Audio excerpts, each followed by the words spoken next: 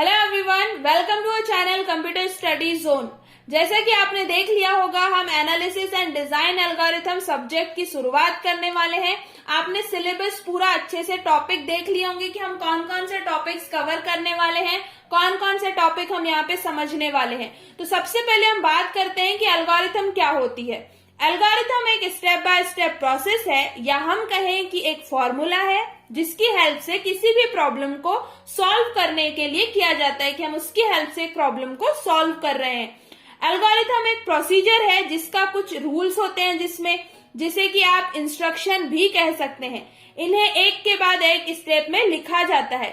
हर step का कुछ ना कुछ मीनिंग होता है, कुछ ना कुछ उसमें ऑपरेशन शो होते हैं जिसकी हेल्प से किसी भी प्रॉब्लम का हम सॉल्यूशन निकाल सकते हैं।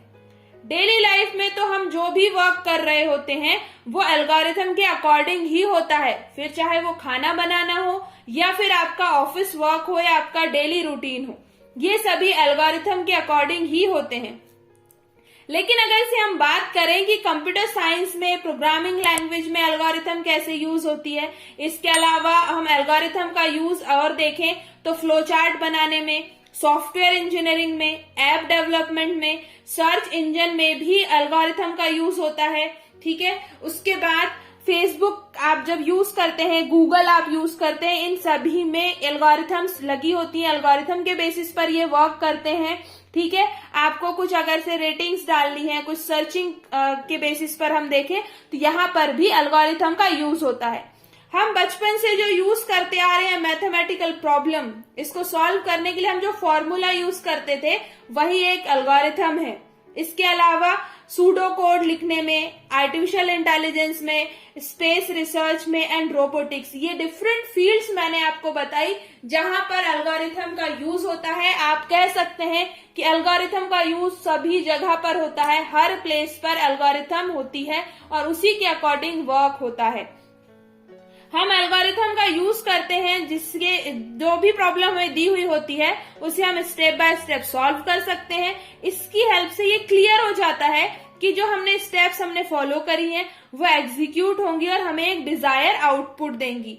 एल्गोरिथम को एनालाइज भी किया जाता है ये जानने के लिए कि किसी प्रॉब्लम को सॉल्व करने की दो या दो से अगर से ज्यादा प्रोसेस हैं तो कौन सा बेस्ट है। ये एनालिसिस होता है।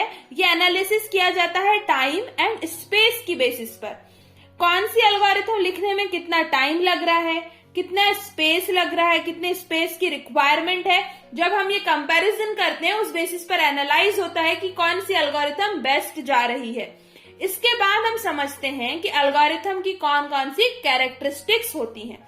सबसे पहले आता है अनएम्बिगियस। इट मीन्स कि जो आप एल्गोरिथम लिख रहे हो जो क्लियर एंड करेक्ट होनी चाहिए। हर स्टेप का कुछ ना कुछ, हर लाइन का मीनिंग होना चाहिए। ये होता है अनएम्बिगियस। इसके बाद आता है फाइनाइटनेस। हर एक एल्गोरिथम कुछ लिमिटेड स्टेप्स के अंदर ही एंड होनी चाहिए and her step finite time तक ही रिपीट होनी चाहिए। ये होता है फाइनाइटनेस। थर्ड आता है इनपुट आउटपुट। जैसे कि हर एल्गोरिथम के इनपुट स्टेप्स होते हैं वैसे ही आउटपुट स्टेप्स भी होने चाहिए एंड आउटपुट भी वही आना चाहिए जिसके लिए हम इनपुट दे रहे हैं, जिस प्रॉब्लम के लिए हम लिख रहे हैं। फोर्थ आता है इफेक्टिवनेस। टाइम एंड स्पेस की बेसिस पर इफेक्टिवनेस का अंदाजा लगाया जाता है।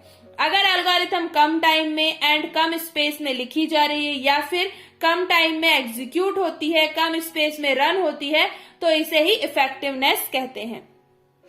इसके अलावा आप जब इसका पूरा सिलेबस आपने देखा होगा तो आपने एक चीज नोटिस करी होगी कि इसमें मोस्टली टॉपिक तो डेटा स्ट्रक्चर के हैं, है ना। इस बेसिस पर भी डेटा स्ट्रक्चर के टॉपिक देखें तो कुछ इंपॉर्टेंट कैटेगरीज होती हैं जैसे कि searching, sorting, insert, delete and update. ये सारी प्रोसेस भी एल्गोरिथम में यूज होती है। जैसे कि हमने पहले भी कहा था, एल्गोरिथम की जो कॉम्प्लेक्सिटी है ये दो फैक्टर्स पर डिपेंड होती है, टाइम एंड स्पेस।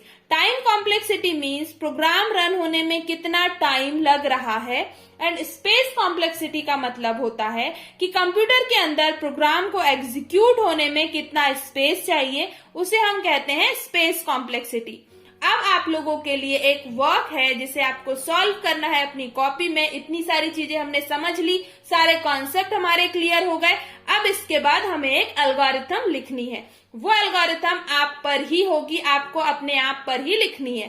ठीक है, आप एक स्टूडेंट हैं और आप एक बहुत अच्छी जगह पर प्लेस होना चाहते हैं, तो इसकी एल्गोरिथम आपको कैसे लिखनी है, आपको मैं कुछ स्टेप्स बता दे रही हूँ। उस बेसिस पर आप उसका एक फ्लो चार्ट बनाएं एंड उसकी एक एल्गोरिथम आपको लिखनी है। ठीक है, तो सबसे पहले आपका स्कूलिंग कंप्लीट हुआ, फर्स्ट स्टेप हो गई, 12th तक आपका हुआ। सेकंड स्टेप, आपने ग्रेजुएशन किया। आपका ग्रेजुएशन उस फील्ड में होना चाहिए जिस फील्ड में आप जाना चाहते हैं, उसी फील्ड में उसी कोर्स को आपने ग्रेजुएशन में कंप्लीट किया।